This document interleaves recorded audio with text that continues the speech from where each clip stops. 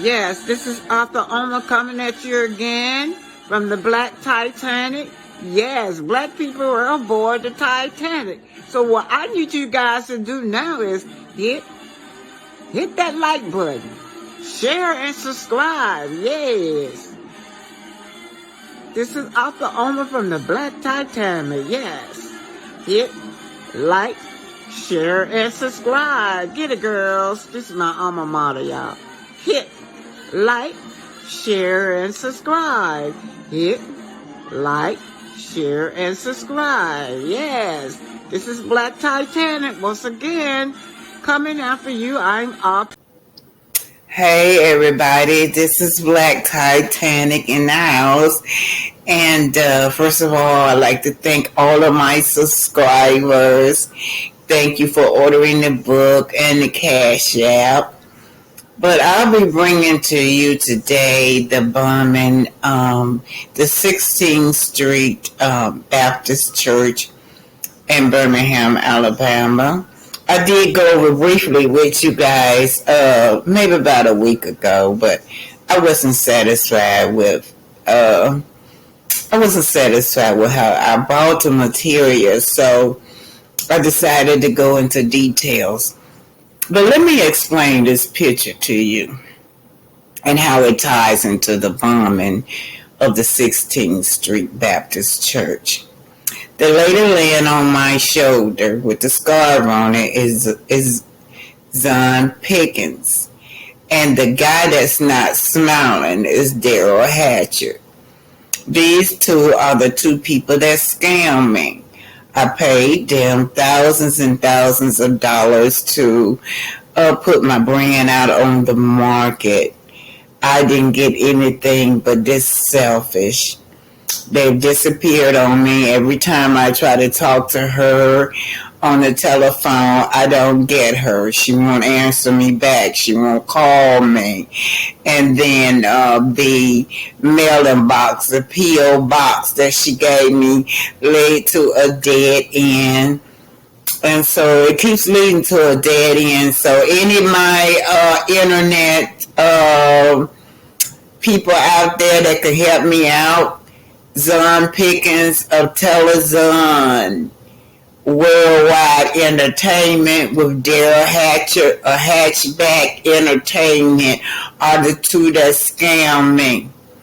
And the reason I hired them was because she said she was working for Sarah Collins, which is the fifth little girl that did not die. Sarah was amongst the children that got bombed. She survived, but she's blinded in one eye. However, her sister Addie is the one that died. So I hired this young lady thinking that she was trying to get her company up and running, and that, she was in the community, doing Black histories. And so that's why I hired her. But, it was a scam. So that's why when you guys look at Sarah Collins, she said that she was doing some materials, cleaning up for Sarah Collins where other people had messed her up. Sarah Collins is the lady that's going to be interviewed, and the one that had lost her sister, Addie, in the bombing. So I hired her because she said she was helping clear that whoever messed over Sarah Collins. But anyway, the book that came out, she said she was helping out with that book. So I don't see her name on any of Sarah books that came out. Sarah Collins books. Anyway, enjoy the program and thank you guys for everything. Oh yeah, I want to say I did include that besides the church bombing, there were two young men, Johnny Robinson and Virgil Ware. They were murdered the same day that the church was bombed, but they did not get any attention because the church just echoed internationally. It overpowered them. So anyway, you guys take a look at this unfortunately situation. This bombing was among many bombing in Birmingham. They named it Birmingham, B-O-M-B, off of the bomb because they always was throwing dynamites into those big fancy brick homes that black people was building. Yeah. They had, I remember Dynamite Hill because they always threw dynamites on that Dynamite Hill and destroyed black people's homes. Y'all know about Tulsa, Black Wall Street, but there was a lot of Black Wall Street springing up in the United States where black people were doing good for themselves. So Martell says that little Knox didn't want to get in the water. I don't blame none of little Knox. I believe little Knox got a lot of sense than what we think he got. You know, his mama always leave him unattended at the pool. So little Knox is not going. He said no. He's not going in that pool. He's trying to protect himself. Y'all remember, his mama do not watch him when he be in the pool. This is allegedly. I have to say allegedly. Oh, 3 weeks. I know I've been saying that, but I want everything to be perfect. So what's... Ashton, I got Knox. You guys enjoying Love and Marriage Huntsville? What's up, boy? Somebody told me to get Knox. I got him right here. That's him talking. Up here acting up. What you talking about, son? Come here.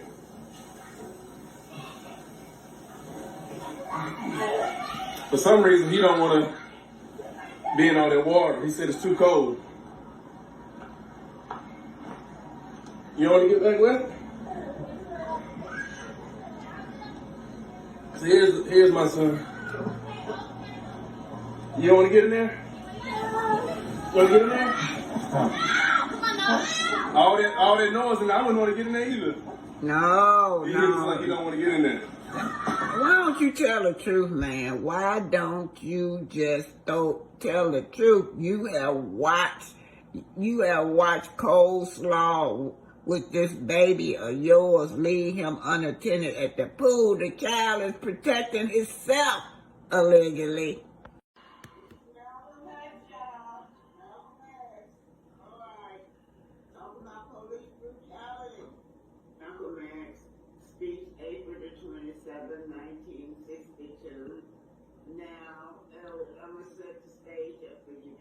Two brothers, Muslim brothers, were forced in by Los Angeles police.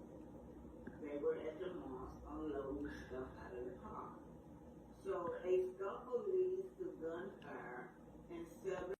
So Lil Knox is sick, y'all. My son be A, B, C. He be singing, y'all. That's my son. Sing ho. You got eyelashes on. I'm sorry, because mommy got a filter on. Because mommy need a filter. Because mommy be looking rough. Because when mommy don't have a filter, they come for mommy hard. So mommy got to make sure she 2% together. Because hell, they be making mommy on here like goddamn -50. I know, son. And goddamn, mommy gotta be like, listen, she okay looking? Bum, bum, bum, bum. Mama. Say hi. Hi. Say Paris. Hi. Say hi. He's out of y'all. He don't feel good, y'all. I do need a filter. Because y'all... First of all, I don't watch YouTube videos because they get me anxiety. But when I do, and I see, damn, that's the angle they got me. His eyes look weak. We slipping. He look weak by the eyes. The baby off or does. something like that. Girl, you ain't got some.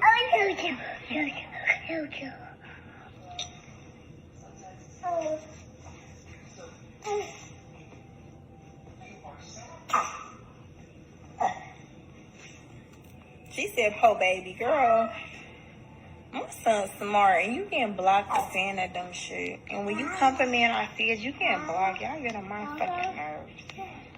She's talking about the I should give y'all a congestion coupon code area. and go online and get 50% off tonight. It's probably only 50 of y'all, not even 50, probably 20 of y'all coming to eat. He looks like you. He's tugging at his ear, probably an infection. Girl, he ain't got no infection. He all right. Yeah, that He fluid. drinking some water. That fluid. He got a filter on, y'all, just because I had me on one. So, beware, aunties.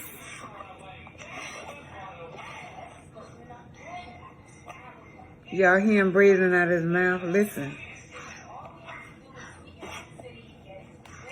He breathing out his mouth. He can't breathe out his nose. He stopped up. You got big goals? We've got new ways to reach them. Ripped through the building. 200 people were inside. 22 were injured. Denise McNair, Carol Robertson, Addie Mae Collins, and Cynthia Wesley. 4 little girls, all under the age of 15, were killed. Former Secretary of State Condoleezza Rice, a Birmingham native, was a friend of Denise McNair. I said to my parents as the events were unfolding on television, "Why do they hate us so much?" And I remember my father simply saying, they're hateful men. They're just hateful men. The horrific attack shocked the nation, making America take a deep look at racial inequality and injustice. It also strengthened the civil rights movement and helped influence the passage of the landmark Civil Rights Bill of 1964. But today in Birmingham, So let's go to the point where you all actually made it to church, right? So you got to church and you entered the church, and what happened? Well, when we arrived that morning, my sister Jenny, she came downstairs to freshen up because her class was upstairs. Addie and my class were down in the basement. So when she started up the steps, she said, "Sarah, you and Addie, make sure you go to your class." But we didn't go that morning because we was late anyway, because we played with her, my sister pocketbook. She had this little purse, and we played all the way to church, just having such a good time. So we went to the ladies' lounge, and while we was in the ladies' lounge, I started looking out the door because our class sit out in the middle of the floor. And while I was looking, that's when I seen Denise McNair, Cynthia Wesley, and Carol Robson. They walked into the ladies' lounge and they spoke to us. And they went on to the other side of the room where the stalls were located. And when they came out the stall, they came out all together. And Denise walked over to Addie and asked Addie to tie the sash on her dress. And when she reached out to tie the sash, boom, that's when the bomb went off.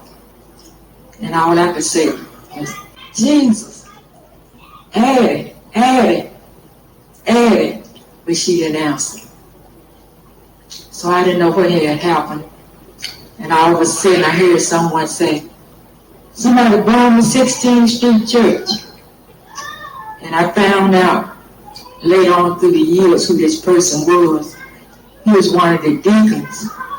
He said that when he had heard the noise downstairs, he was going to come down the steps to check and see what it was. But when he began to take the step was blown away. So what he did, he jumped down from the first floor and he looked inside where we were, because they had blew a big hole in the church, and he looked in there. He seen me standing, just bleeding. And so you were still standing? Yeah, I was still standing. That's amazing, don't you think? Yeah.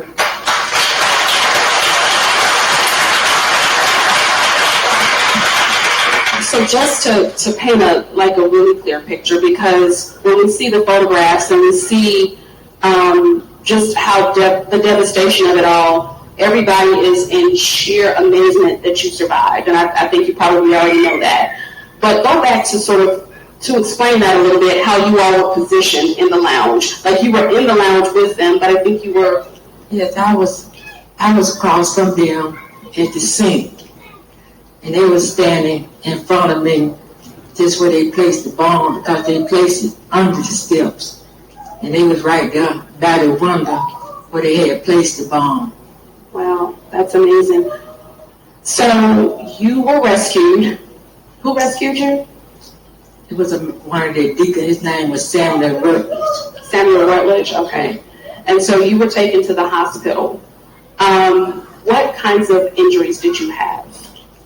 Well, I had a lot of glass in my face and in my eyes. And glass was in my chest. And Washington spending is killing us with inflation and sky-high prices on groceries and gas. Senator Raphael Warnock voted to allow hundreds of millions of dollars of COVID relief funds. And when I arrived at the hospital, that's when I got there, the doctor told me that it was a nurse or whoever it was, because I couldn't see who it was because I was blind. They said that I was going to have to lay on the cot because the eye doctor wasn't in. So while I laid there, my sister Janie came in. And I asked her, I said, "Where's Addie?" She said that Addie had hurt her back, but she was going to come to see me tomorrow. So they rushed me on upstairs to operate on my eyes. And after they got through operating, that's when my mother was in the room waiting on me. And I found out then that all the girls that was in the ladies' lounge with me, they was killed, and I was the only survivor.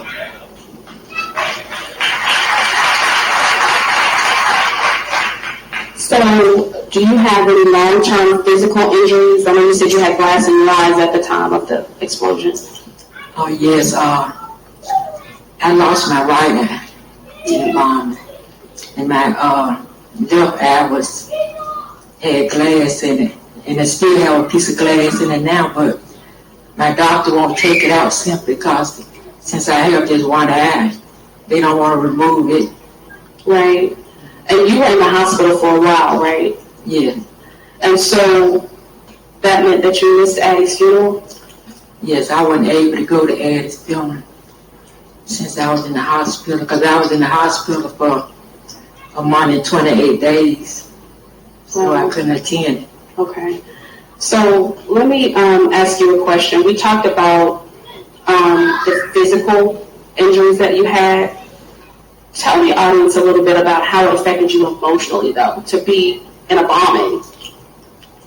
Well, it affected me pretty bad because when I was going to school, I was an A student. And when I came back to go to school, my grades had dropped. So I was making D's and C's. So because people didn't understand how a bomb affected a child at that age. And I had a very nervous condition, and I had a lot of fear. Yeah, you were afraid a lot, and they just... Yes, very. And Dr. Martin Luther King Jr. did the eulogy for the girls, is that right? Yes, he did. And so he was often at 16th Street Baptist? Yes, he would come to 16th Street Baptist Church. And that's where Christian community come. Christian community would have their meetings, and they would meet at the church. So it wasn't a coincidence then that they bombed the 16th Street Baptist Church, because that's where a lot of the civil rights meetings were held? I think that's why. So let me ask you this. We talked about... it was two boys was killed on that same day. His name was Johnny Ware, Virgil Ware. And GOP candidate Herschel Walker says he's pro-life, with no exceptions for rape, incest, or to protect the life of the mother. There's no exception in my mind. No exception. Is Herschel Walker really ready to represent Georgia? Sprouts Farmers Market. Great prices on the freshest produce and so much more. Yeah, Johnny Robinson, yeah. And so they were killed out of sort of the stress and the tension of what happened after the bombing.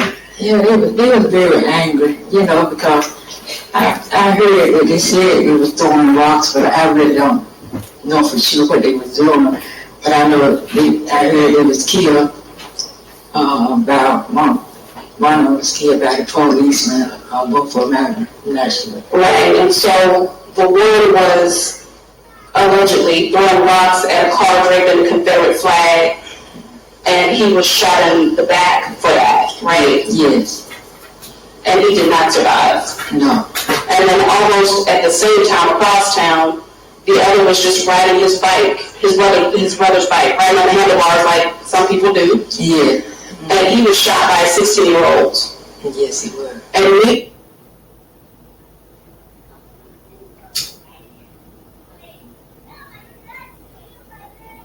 Sorry, y'all. For inviting me. So I thought him back up.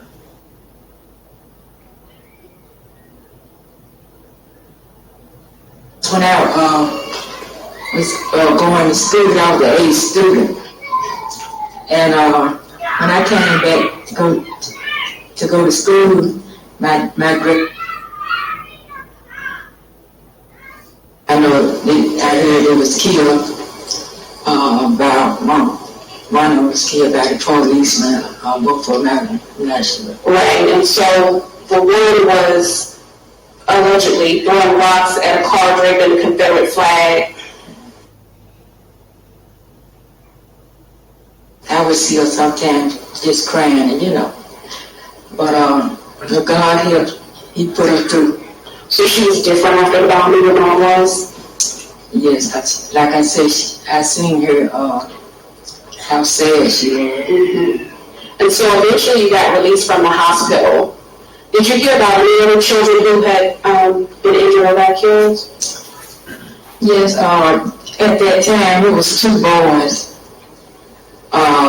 was killed on that same day. His name was Johnny Ware, Virgil Ware, and Johnny Robinson? Yeah, Johnny Robinson, yeah.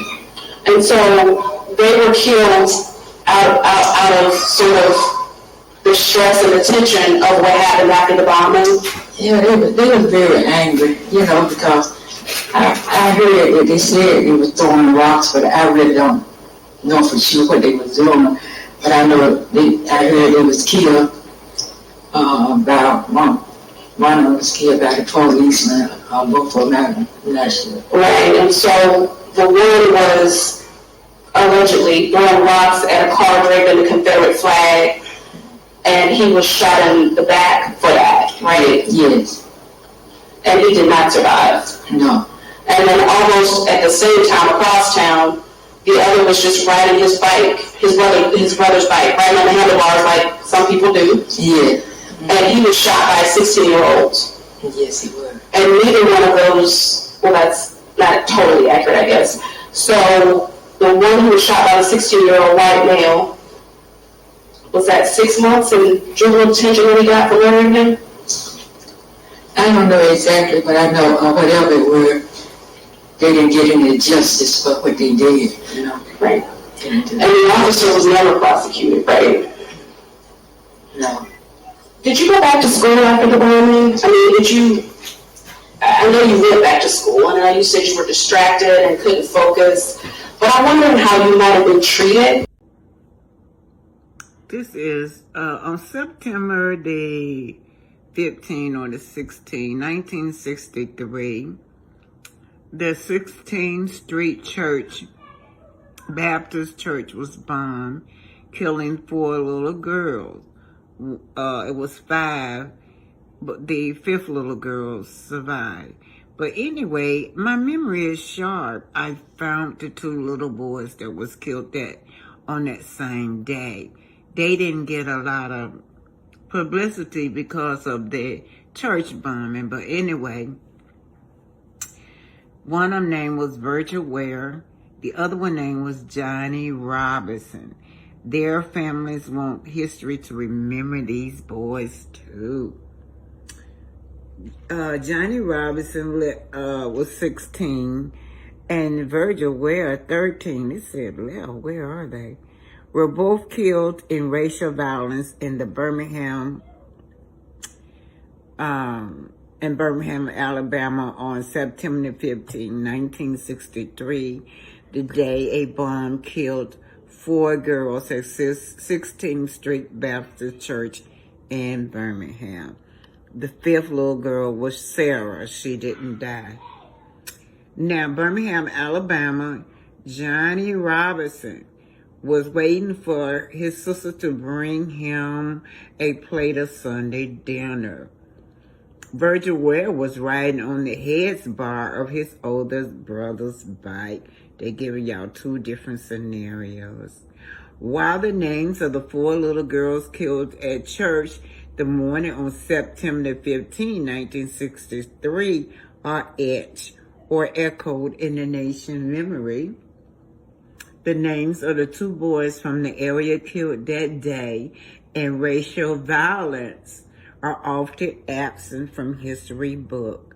On that bloody day, the death toll included 2 black boys who were nowhere near the church.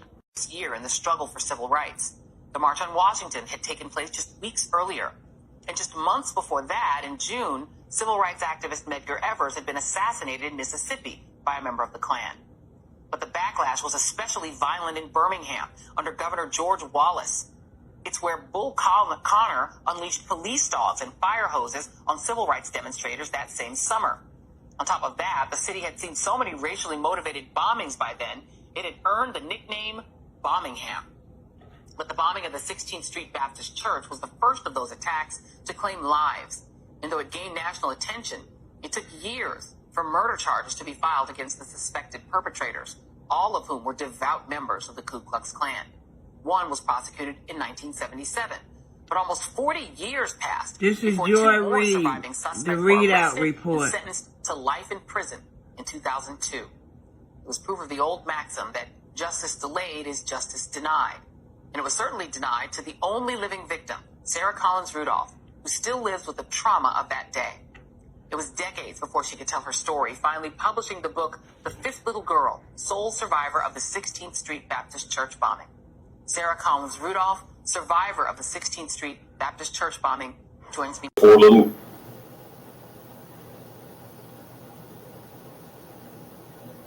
Near Birmingham Shuttlesworth International Airport, but her body has been missing for years. ABC 3340 investigative reporter Brian Thea spent weeks uncovering new information, connecting the dots. He joins us right now with a new theory of what might have happened to Addie Mae Collins. Brian? Well, Brenda did really going through old records, archived video and photos, and doing a lot of detective work. We've had many conversations with family members, lawyers, experts, and others as we try to uncover what happened to Addie Mae Collins' remains. Tonight, a new theory that involves the actual positioning of Addie Mae Collins' tombstone. This bronze sculpture, called the Four Spirits, memorializes the 4 little girls who died in the 16th Street Baptist Church bombing in 1963. Cynthia Wesley, Denise McNair, Addie Mae Collins, and Carol Robertson. The sculpture shows Collins, who was 14 years old, adjusting the bow on McNair's dress. That's what she did right before the bomb went off. Sarah Collins Rudolph, Addie Mae's sister, was one of 18 other victims of the bombing. She lost an eye in the explosion. She misses her sister. I miss her a lot because, we were real close and we were real close in age. We would be together all the time. McNair is buried at Elmwood Cemetery. Collins, Wesley, and Robertson were buried here at Greenwood Cemetery near the Birmingham Airport on September 18, 1963, 3 days after the church bombing. The city of Birmingham maintains the cemetery now. But back in the 1980s and 90s, Greenwood Cemetery was neglected. Sarah Rudolph tried to move Addie Mae's remains to a better resting place. In January 1998, workers dug in front of the headstone, but the plot was empty. They tried a few feet away in another spot. They found a rusty casket, and inside, the corpse of an elderly person with dentures. Where could Addie Mae be? Collins' headstone was installed in 1990, 27 years after she died. It replaced this wooden stick with her name on it. It marked the spot in the cemetery where she was buried. Ken Mullinex, who now heads up media relations for Alabama State University and has the original wooden marker, donated the headstone because the Collins family couldn't afford to buy one. He consulted with family members of the victims and others to make sure the tombstone went in the right spot. And us putting down this marble tombstone, we weren't being scientific about where we placed it. We knew that the marker was there. We felt confident that was the general area where her body was, but we were not being scientific and knowing for a fact that her body was in that exact location at that angle. This is where workers dug up the ground in their attempt to find Addie Mae's remains back in 1998. You can still see and feel where the ground settled after they did their work.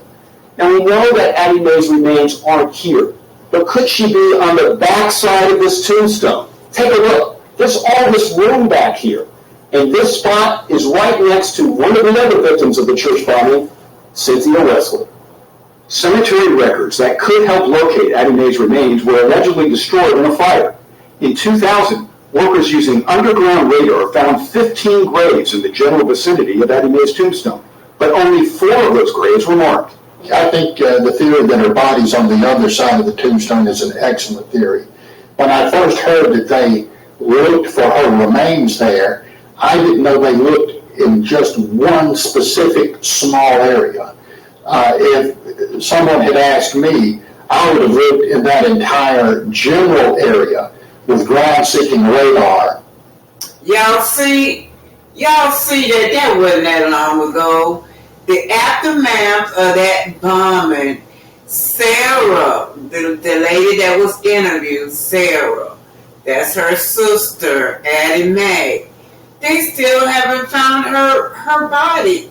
Maybe the bombs were scattered everywhere, but I don't know why they can't find the body. But the mom, the sisters, the relative, everybody is still suffering from the aftermath of that murder.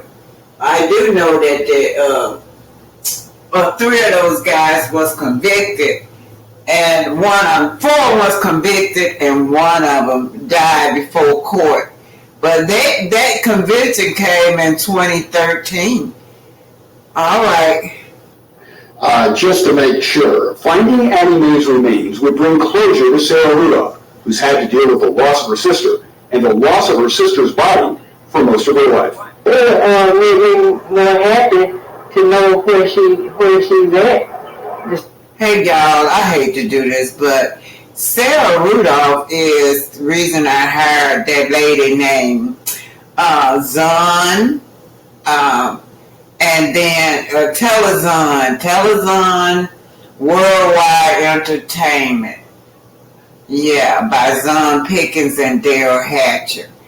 They told me they were working for her, and so that's why I hired that company, and they frauded me. They just disappeared, took my money, and left. Still being lost because she was a civil rights model, and we should be found. John Hall, who's the pro bono attorney for Sarah Rudolph, finds this new theory intriguing. Anyway, my condolences to Sarah Mae Collins and everybody else, family members that's suffering from this bombing. My condolences to them.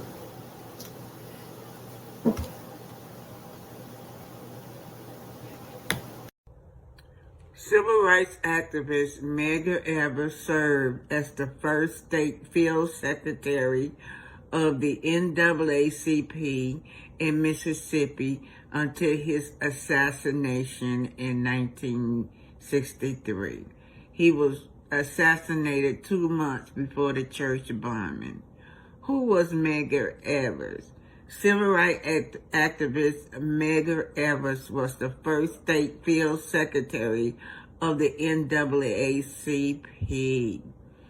As such, he organized voter registration efforts and economic boycotts and investigated crimes perpetrated against Black people.